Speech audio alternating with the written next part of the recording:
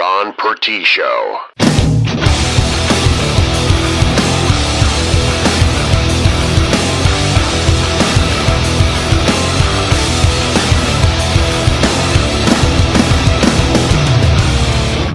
Welcome to the Ron Pertee Show. I am your host, Ron Pertee. You can find out more about myself and the show by visiting my website, ron.world, where you can hear old episodes, find my social media, and find out how to support the show on Patreon. This week, Christmas, that happy time of the year where family gets together to celebrate, exchange gifts, and revel in the merriment. But sick individuals like myself love a little red in our Christmas. Blood red. That's right, nothing like sitting down with some eggnog and watching Linnea Quigley getting impaled by Santa through some moose antlers in Silent Night, Deadly Night. Christmas horror has a very special place in the annals of holiday horror, and with me right now is someone who has contributed to that time-honored tradition of sleigh bells and stabbings with all the creatures we're stirring. Morgan Peter Brown, thank you for coming back on the show. It's been years, but you're here now.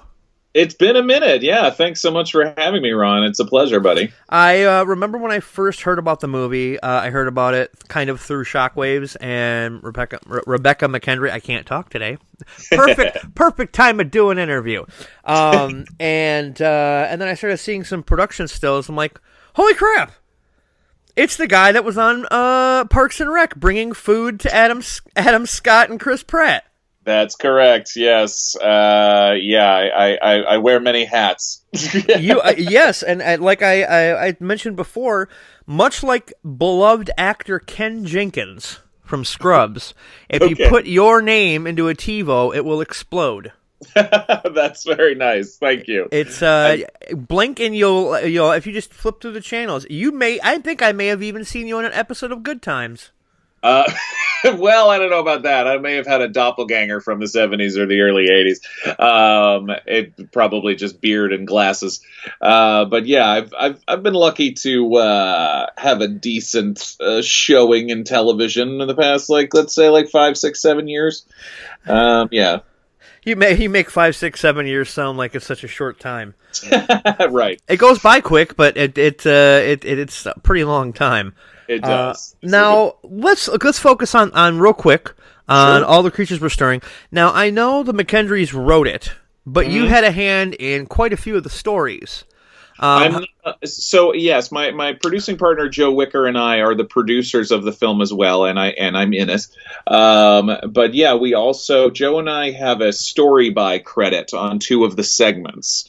Basically, we conceived of the ideas. And then, maybe did a brief outline on them, and then brought them to Dave and Becca to fully script and take the rest of the way. And that's it. Really speaks to the 4 of us: me, Joe, Dave, and Becca. We're really a full collaboration by the end. It was a long process. This movie. The script was developed over a longer period of time. Becca, this was in Entertainment Weekly. Becca directed the first half of the movie while 8 or 9 months pregnant. Well, you got to keep working. Yeah, seriously. Well, she is not someone who is going to stop really for anything. And then the child showed up, and so we hit pause. And then in that pause, we actually. We talk about how it was kind of a blessing in disguise because we were able to look at the movie we had in front of us. We were able to kind of look and go, what are we hitting and what boxes aren't we checking? Right. And so there was some retooling that happened in the middle of production, and so 2 of those last segments, Joe and I sort of conceived of the ideas with. And but then Dave and Becca scripted everything. Now, when it comes to something like that, doing an anthology picture, I must say, though, first, before I get going here, is that this is, for those looking for like a Silent Night, Deadly Night type of Christmas horror, that's not what you're going to get. This is more of it's more rooted in, with the exception of maybe your segment, it's more rooted in reality. I think that's fair. It kind of jumps all over though, and we want people to. I agree with you that even though we share the Christmas horror with something like Silent Night, Deadly Night, it's not. And there are sections that maybe feel slashery. It's also there's a very dark sense of humor and weird sense of humor about our anthology. They are all written and directed by Dave and Becca, and so you don't get that thing that you get with some anthologies where the voices can feel sort of not inconsistent, but a little more all over the place from story to story. The tone of ours is kind of consistent, where it can get dark and even like gory and horrific in spots, but we're almost always wanting you to laugh as much as you're creeped out. Like the wraparound, which is the story that kind of the interstitials. We have like a strong wraparound. That's the story of this couple at this small theater in North Hollywood, actually, and it's a weird, like they're at this weird expressionist theater play where everything's done with black boxes and pantomime, and that's something that we've always found hilarious. And so, as you do, yeah. I come from a theater background, and so did Dave and Becca. And so when we fell on that idea, we're like, oh my God, that's so funny. There are some people who we found, I don't know, like it's sort of, they don't get there, like, what is that? And it's just sort of like, well, that's for us, apparently. It's for us, and the people who understand it absolutely love it. I will say, though, I think the award for person who looks the most bored in a movie goes to Elric. Okay. Elric Kane. Yeah. I was on Shockwaves a couple weeks ago, and I had to give him a fair amount of crap because he gets mentioned in as many reviews as any other member of our cast. It's that face. He's like, it's like I'm not saying he didn't want to be there, but the character he's playing looks like he just wants to be anywhere but there. We had everybody just look stone-faced as possible and look very serious, and like this Christmas Eve theater-going crowd. And Elric, and there's a lot of other horror notables, like filmmakers in that crowd as well. Axel Carolyn from Tales of Halloween and Chilling Adventures of Sabrina's in there. Mike Mendez. Sean Keller and Chelsea Stardust are in there as well, and others. And Elric just steals it from them all. He's just like everybody. He's sitting in the front row, and I've said this. I'm pretty sure he sat himself in the front row. He wanted it. He wanted to be recognized. He's dying to get in front of the camera, that guy. Yeah, he's like, just give it to me. Come on, go ahead, hurry up. I'm a star. Don't put me in the back. Yes. But no, that was something that's, and I don't know if it stood out to me because I know who he is. Yeah. And because I'm a fan of his. Sure. And stuff like that. I don't know if that's why it stood out, or because I had a friend say, "Hey, look, Elric's in this movie." We're not, they're just sort of, I mean, we needed extras, and we thought it would be funny to some. For others who have no idea who these people are, it won't bother them or anything like that. And so it's like, either you recognize them or you don't.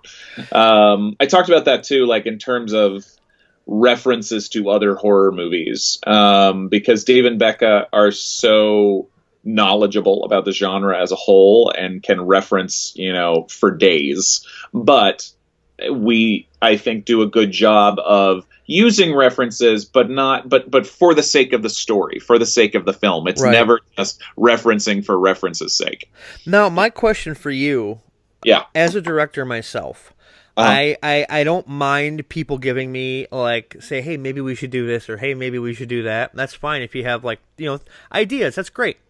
But I would hate to have a co-director Now, how did that work? Having both of them be directing you, I mean, because the only time I ever hear about co-directors, it's not like the Russo brothers, Right. Is like when it comes to, and I'm not saying that Spielberg directed Poltergeist. Let's not go down that road.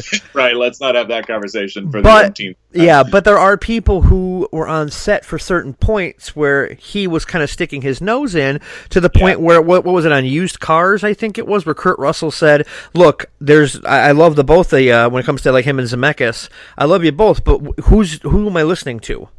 You know, no, Toby didn't have anybody fighting for him, but did you have it where, like, Rebecca would say something, and then, you know, he would come in and be like, let's do it this way, and where there would be a difference of opinion a lot, or was it just a real smooth machine? They tended to be of the same mind a lot of the time, and if there were disagreements or you know, wanting to find the best version and differing opinions, we tried to get most of those out of the way beforehand. I think because I've been, you know, in the acting position so much, I think I was able to go, you know, Joe and I were able to make clear to them, like, if there are disagreements, have those disagreements separately together, and then go to the crew or the cast with a single voice. Sometimes they would just allow the other to take the lead. Sometimes, like, there were definite segments where, you know, Becca was taking the lead a bit more and Dave was offering, and that switched back and forth sometimes. It's, you know, they trust each other, obviously, a lot. And so it was very easy for, you know, if someone needs to make a decision over here about a production design aspect, then the other one can be over here, like, rehearsing with the actors. All right. Well, that actually sounds like it saves a lot of time. Yeah, it's if done correctly, but there are dangers in what you're talking about. And I think, honestly, so my segment with Constance Wu was the first one that we shot. And actually, I do remember, you know, day one, I do remember, because they were in two separate places offering direction. And even if it was the similar thing, I would be getting it from two different spots. And I would be like, you guys, and I think it was only a couple hours into the first day, and we need to go, like, guys, you need to be standing together. I'm going to handcuff you to each other because if you're just offering me notes but you don't see each other telling me the same thing, it's going to drive us crazy. Yeah. I can imagine. And I love how you were live tweeting it. That was it yesterday or the night before? It was Friday night, and that was funny. I was just telling someone about this. It went so well. Shudder really has some, because we're on Shudder now and have been since the 13th. And Shudder does such a great job of like really getting their audience excited and kind of building a community out of it. And they've been doing so well with their Shudder TV feature on their app, which is just, you know, like a streaming channel. It's like a cable channel where they program horror movies or stuff from their collection 24/7. It's a really kind of an interesting idea. Just if you don't want to pick, you can turn on Shudder TV and there it is. And we came up with the idea of this live watch of the tweet along, and having no idea how many people were going to get involved. And then as we were doing it, it was just like more and more and more people were watching and having a good time. It was a blast. It was very stressful. We were sitting on a couch, like, trying to stay caught up, because, you know, there was so much going on. It was really like stimulation overload, because you were just, you know, getting all these tweets, getting all these questions, getting all this stuff, watching the movie, trying to comment on things. It was better than we ever could have hoped. And you were right. I mean, as great as you are, if you're in a scene with Constance, my attention's kind of drawn away from you. I do not take that personally. That is fine. Yeah, that's I cannot blame you. Golden Globe nominated Constance Wu. Yes. It is funny. As a producer of the film, I'm a little self-conscious about the fact that I ended up in so many of the promotional images for the movie. That was not my decision. I'm fine with it. I'm happy about it. but it's also kind of like people are going to see that and think Morgan put himself in all those photos, and I'm like, I really didn't. That was not my call. My question for you during your segment, and I'm trying to say this without spoiling because people really need to go see this movie, is there's a segment where there's a part with a gun. And I'm wondering, was there a Wrangler on set and all that kind of stuff, or something this simple? Or, because, I mean, how deep did it have to go? It didn't have to go very deep, but we do practice safety, and our production designer and props guy also has a lot of experience with I believe he's worked as, what they'll call like an armorer on other sets. And so we always felt very prepared and safe. Everyone, was able to see. You have a pretty standard protocol that you try to obey when dealing with gun stuff, so that everyone feels safe. It's a very jarring moment by design, in the segment. But it was, it was done pretty. Most of it, without giving anything away, most of that is done in post. We weren't using blanks. So because blanks get really loud and are potentially dangerous. So there was enough that everyone felt safe, and we knew we could, do it in such a way that through the magic of cinema, that it would all look great in the end. And that's the beautiful part, is like you don't have to worry about gunshot wounds looking bad in CGI anymore.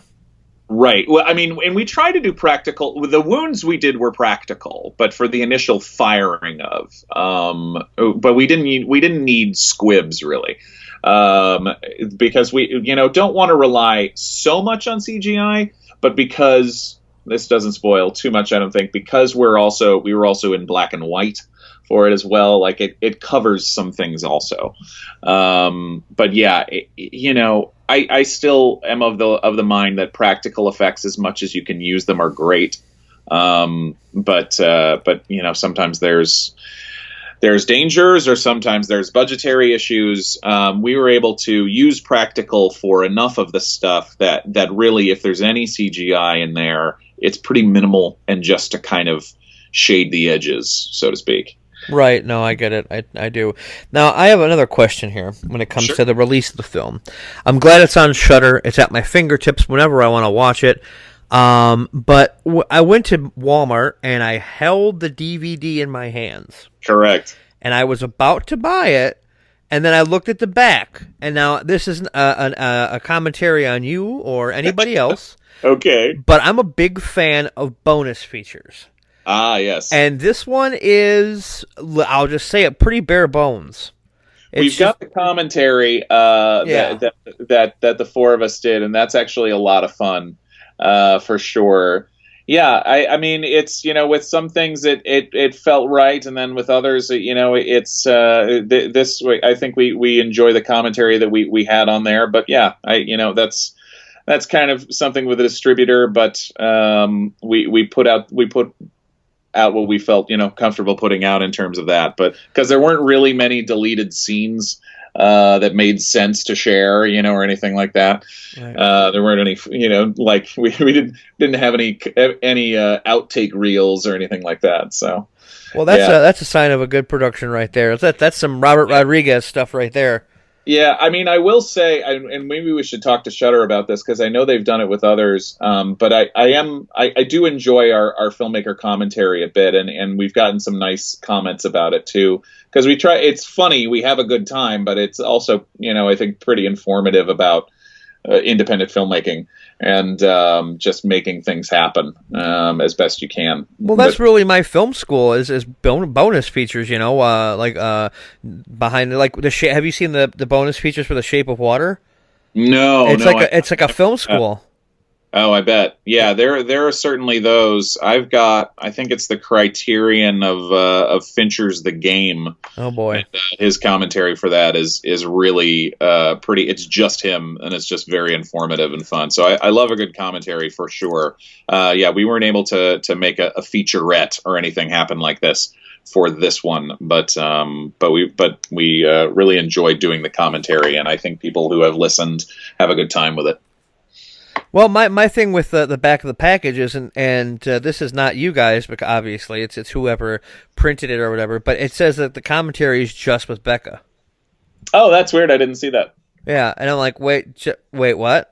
Yeah, no, that's not accurate. I listen to Becca every week on Shockwaves. Yeah. So yeah, just a heads up on that, folks. Now you know it's a filmmakers makers.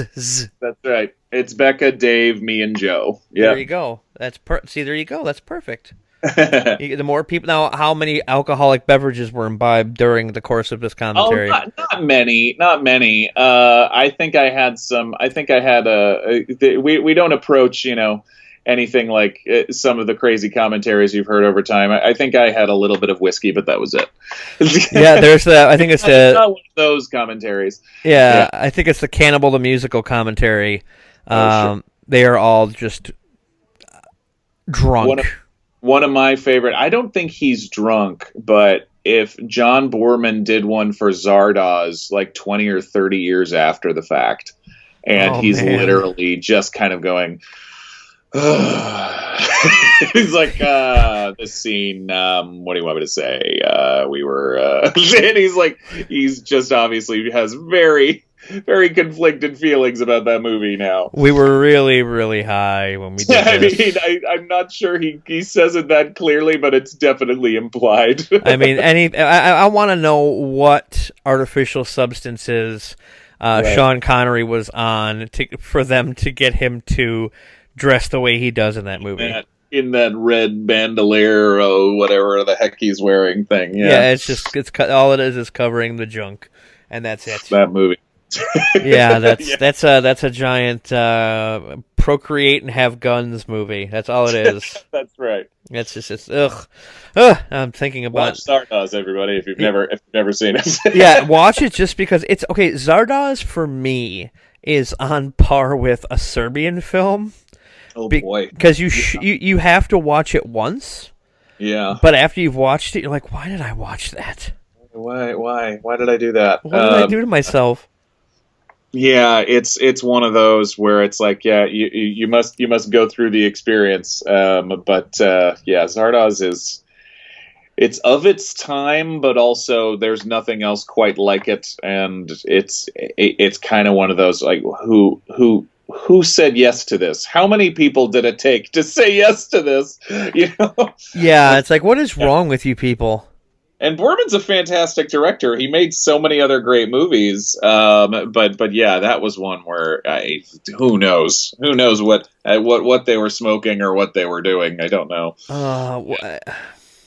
And I wonder if that's the reason why was the last Connery Bond after Zardoz. Could that be the reason why he went back? Like he's like, I've got to get my dignity back. That's a good question. Did he go back for Diamonds Are Forever after Zardoz? I don't think so. I think he was well and done with them by then. But that would be funny. He's like, I might be done soon. I need to get some more cash. Right, exactly. This movie's gonna ruin my career. I'm gonna have to do a film with Christopher Lambert soon. Right, but then oh boy, yeah.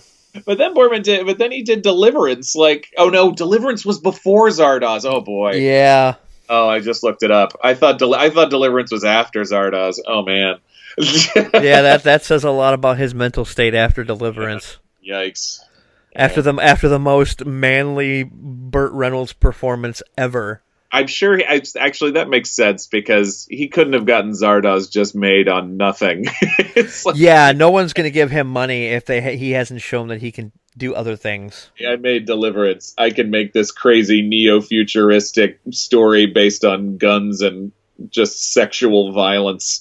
Yeah, it's like the John Huston theory. It's like do one for you and then do one for them. Except with John Boorman, it was do one for them, do one for me, and then do one for what was it? Timothy Leary.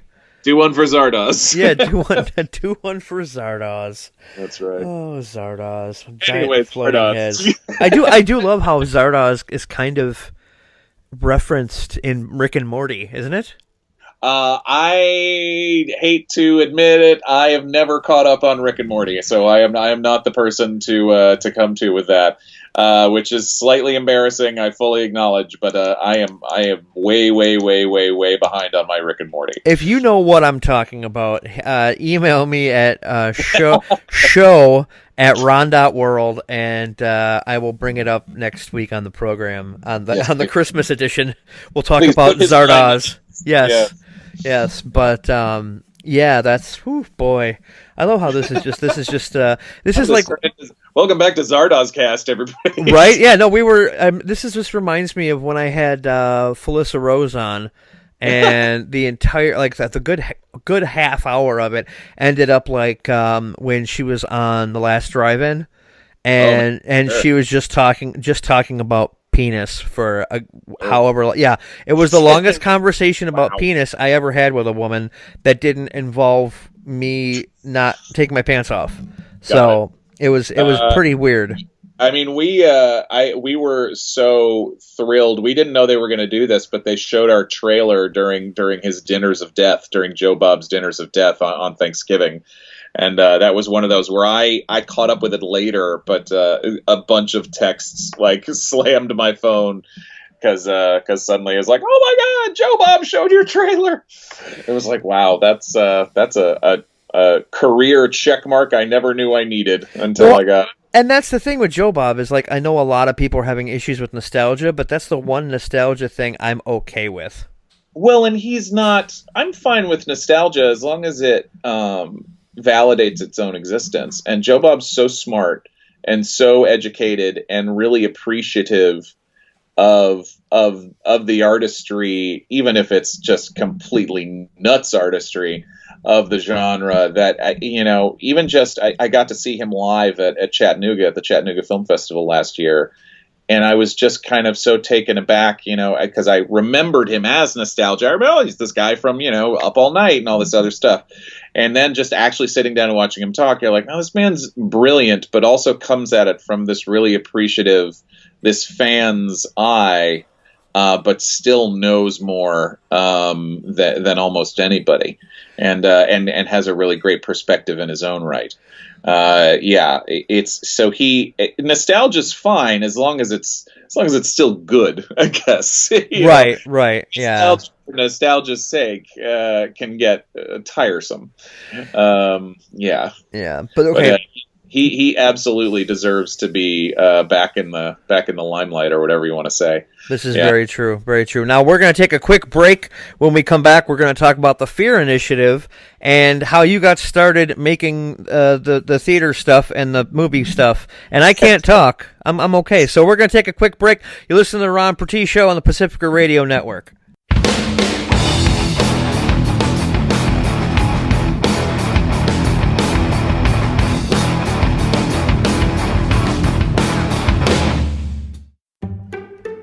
The following is made possible by Dad. Why was the basketball court all wet?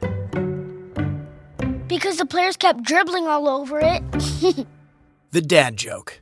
Corny, groan-worthy, but also one of the simplest ways to share a moment with your kids. Why do you have to be careful when it's raining cats and dogs? Because you might step in a poodle. And kids that spend more time with their dads grow up to be smarter, more successful. Can I tell you a cat joke? Just kidding. And, with any luck, funnier adults. Why didn't the skeleton go to the dance? Because he didn't have any body to go with. Dad jokes rule. So take a moment to make a moment and give your kid a laugh. It's as easy as going to fatherhood.gov. Brought to you by the U.S. Department of Health and Human Services and the Ad Council. That's really funny. For you, the listeners of the Ron Pertee Show, Audible is offering a free audiobook download with a free 30-day trial to give you the opportunity to check out their service. I recommend Paddle Your Own Canoe by Nick Offerman, read by Nick Offerman. It's just amazing to hear him read the book and add little things here and there. It's just fantastic. And there's just Amy Poehler's got one, Tina Fey. If you're a fan of comedy, a fan of autobiographies, definitely definitely some stuff to check out. So head over to download your free audiobook today. Go to audibletrial.com/Ron Show. Again, that's audibletrial.com/Ron Show for your free audiobook. You're not wired to have a response to this sound. You're neutral to it, and you can hear it repeatedly without feeling anything. But when we introduce a new stimulus, save the food, we've achieved pulling a natural or inborn response from you. Save the food. Why are we doing this, you may ask? Save the food. Because this ad is trying to change the world's behavior through brainwashing. Because 40% of all food in the US never gets eaten. Save the food. And that costs a family of 4 $1,500 a year. Save the food. Cha-ching. It's worsening climate change through the release of methane gas. Save the food. Cha-ching. And it's wasting precious natural resources like our fresh water. Save the food. Cha-ching. So when you hear this sound, don't be neutral. Rethink your behavior. Cook it, store it, share it. Just don't waste it. For tips and recipes, visit SaveTheFood.com. Brought to you by NRDC and the Ad Council.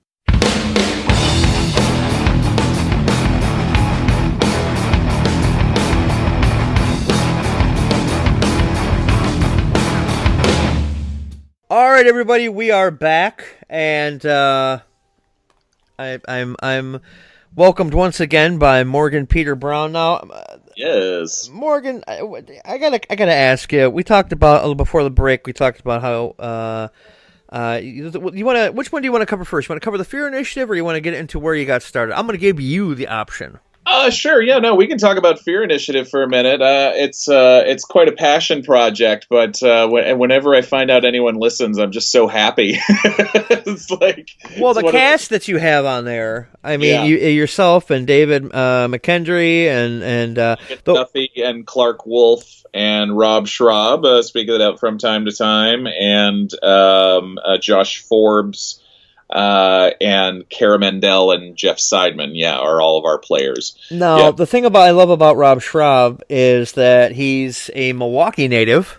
And yes, because he is. I'm sure, as you know, he's the creator of Scud: The Disposable Assassin. Indeed. And what did he direct the second Lego movie that's not out yet?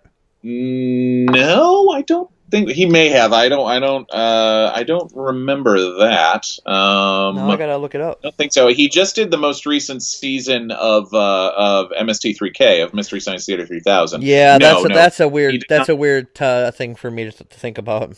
Oh no, he did a short version of it, the 4D short version. He did not do the second one, the full feature. I don't know. I never saw that. The Lego Movie 4D: A New Adventure. I'm not sure what that is. Oh, okay, yeah, no, he was signed on to do it, but then he left in February of last year.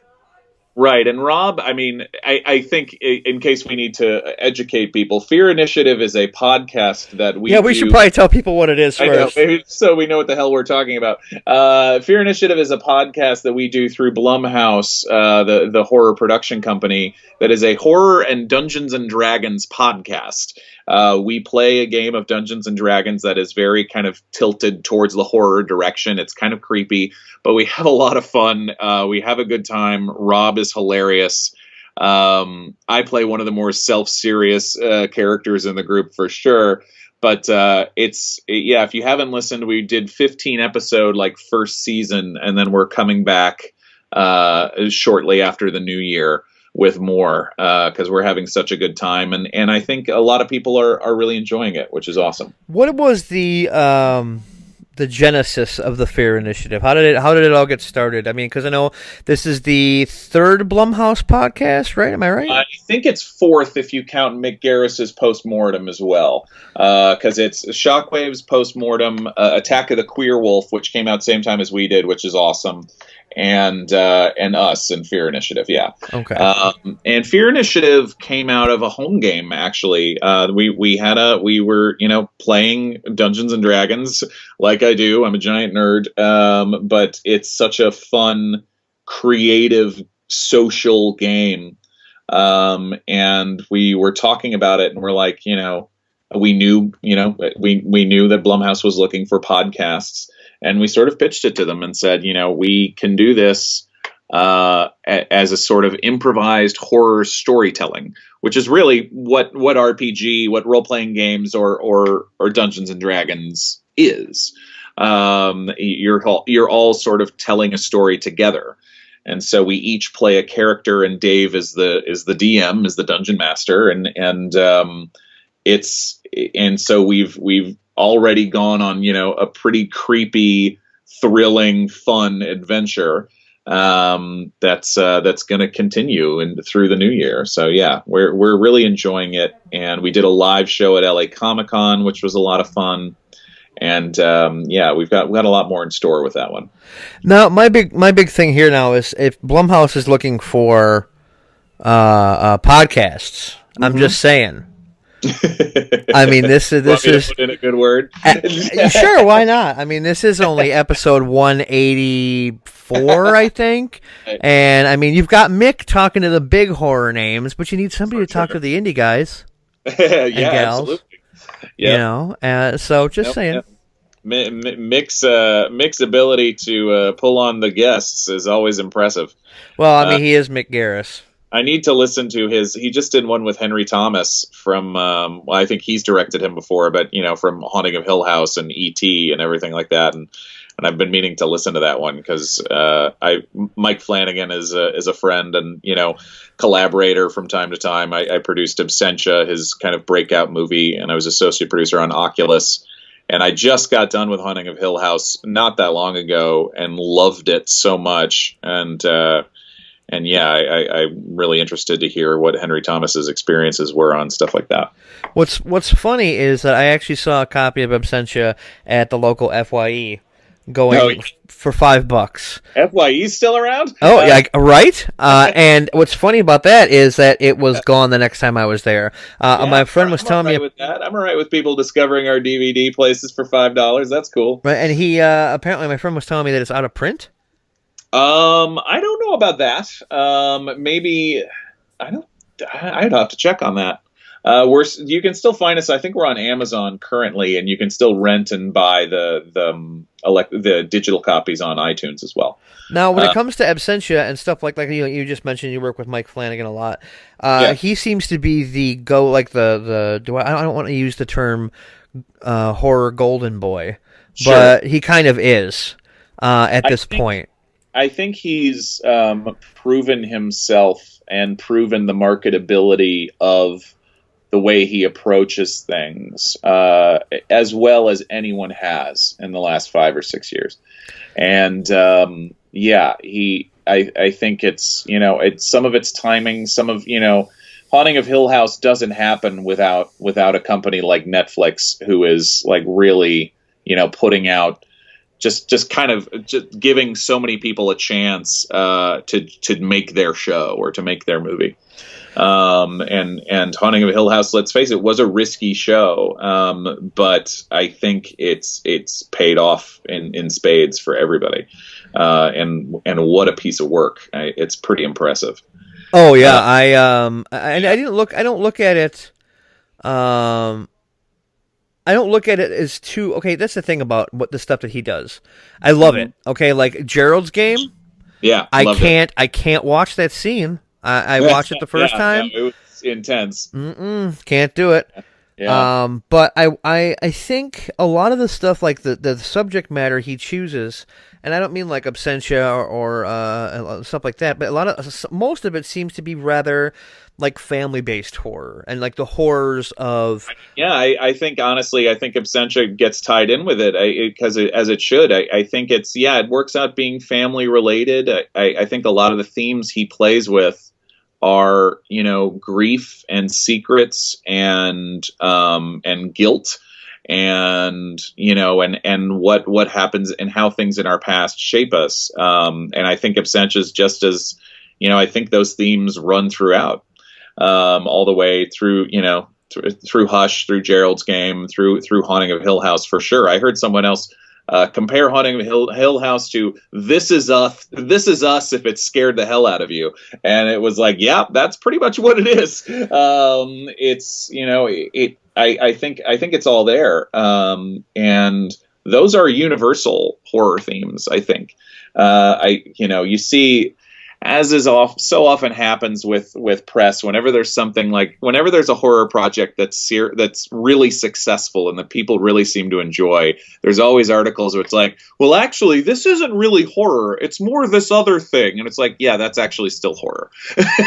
And so, and I remember reading a headline, it's like, Haunting of Hill House isn't so much a ghost story as it is a meditation on grief and what we've lost. And I'm like, just stop. It's really annoying because you're like, what do you think a ghost story is? Right. Well, that's not grief and what we've lost. That's the thing is, I see Mike, and we'll get back to. I hate that we went off on a tangent about somebody that's not you, but you have worked with him, so I mean, it kind of the thing about him is that I see him as the film version of Stephen King, because Stephen King deals with those topics a lot. And Mike will tell you that Stephen King is probably his most influential figure in terms of creatively. Yeah. No, I'll be honest. That's somebody that I would love to pick. Somebody whose brain I'd love to pick. I think he's gonna, barring a natural disaster, the world ending. I think Dr. Sleep is gonna be a masterpiece if he's at the helm. I think so, and everything I'm hearing is leading me to continue to think in that direction. Yeah, it's. Gerald's Game was a dream project of his for years, and so I was so happy for him when he got the chance to make it. Because again, Netflix, it took a company. There was not a giant studio that was going to make that movie, given what it's about, what the reality of it is, and because it's a pretty dark and tricky subject matter. Yeah. Yeah, it definitely is. Now, you've done, this is a nice little segue, you've done a lot of producing I have. And acting, Yes. which is, I don't want to say which one's easier, but which one's more fulfilling, I guess? Honestly, I love both. I know that's a cheating answer, but it's. I think that if I was just one or the other, I would be unsatisfied. I've been an actor longer. I've been professionally acting for over 15 years now, and I won't ever quit. It's very fulfilling to me creatively and mentally. It's therapy in a lot of ways. It's shaped me into the person that I am in a lot of, because it's all about empathy. It's all about listening and seeing other perspectives and how people see the world, and that's, I've found, a very beneficial aspect to living the rest of your life, especially in 2018. And so there are aspects of acting that I will never want to lose, and I enjoy doing it. And I'm very lucky to have been able to work with some of the people that I've been able to work with. Producing is something that I love as well, but for almost entirely different reasons. I think it's satisfying in other ways because it sort of like stretches different muscles mentally. There's a lot more collaboration in it too, where I'm working with writers, directors, post-sound editors, like color correctionists, like stuff like that.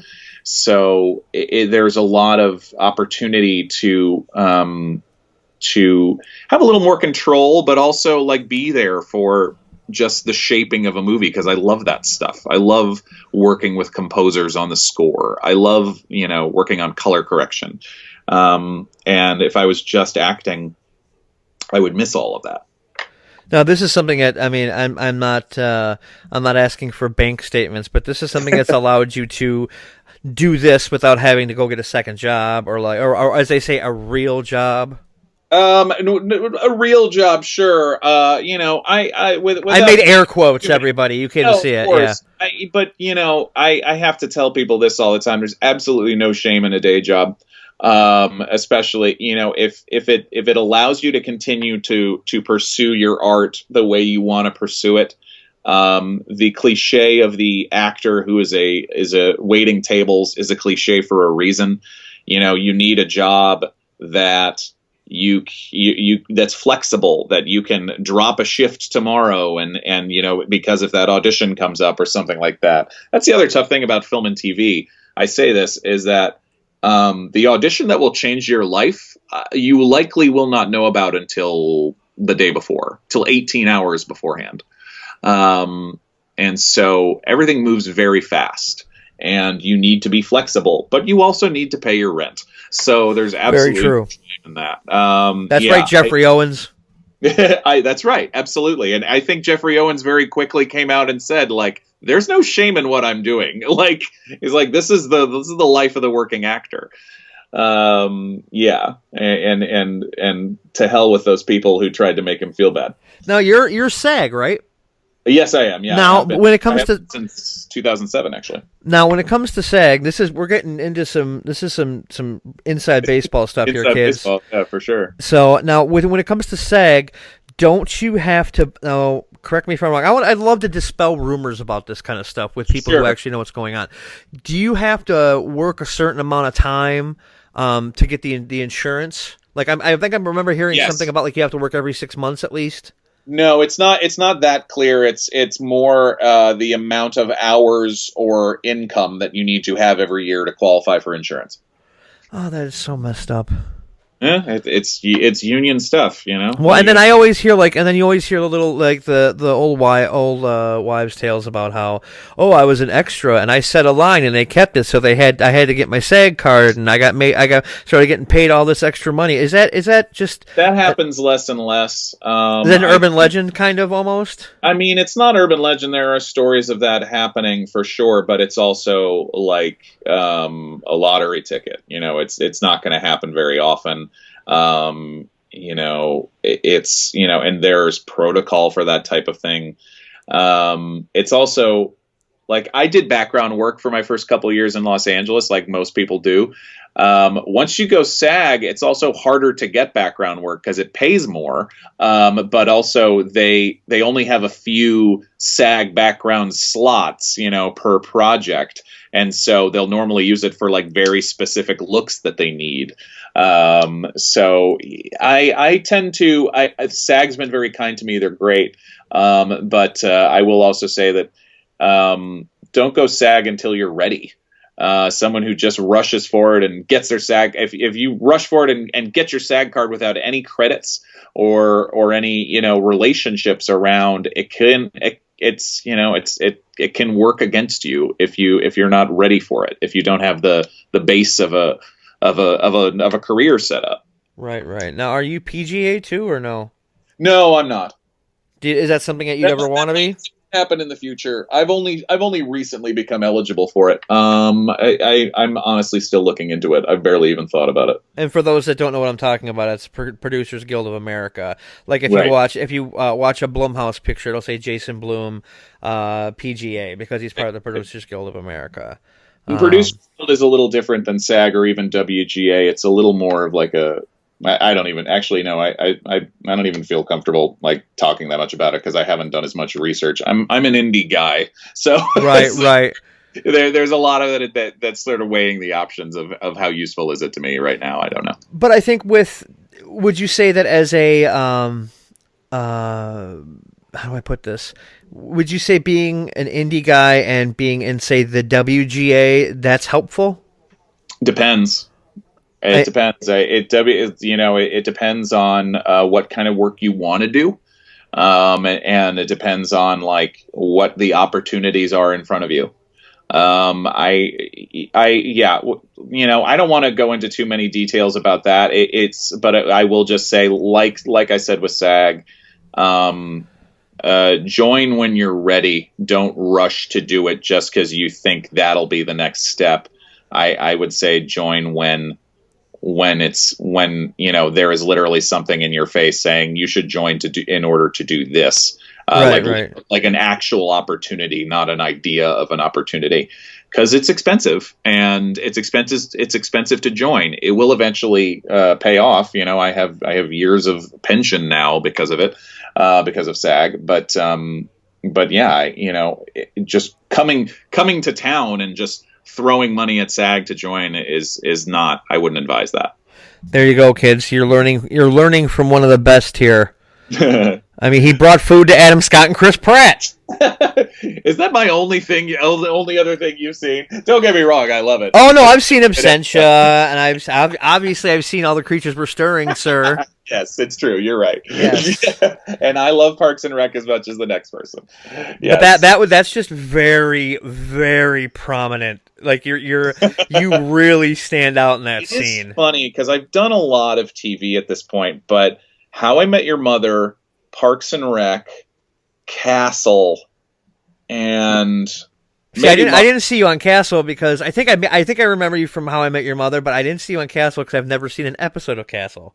Got it. Yeah, I think it's in syndication so many places that I hear about it more often. And How I Met Your Mother, I swear my episode plays like twice a day because that place is syndicating so many different, or that show is syndicating so many places.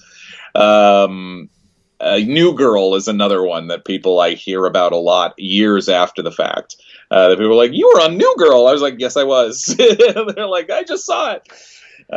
People binging comedies on Netflix or something well after the fact. Now, do you prefer doing more dramatic stuff or comedies?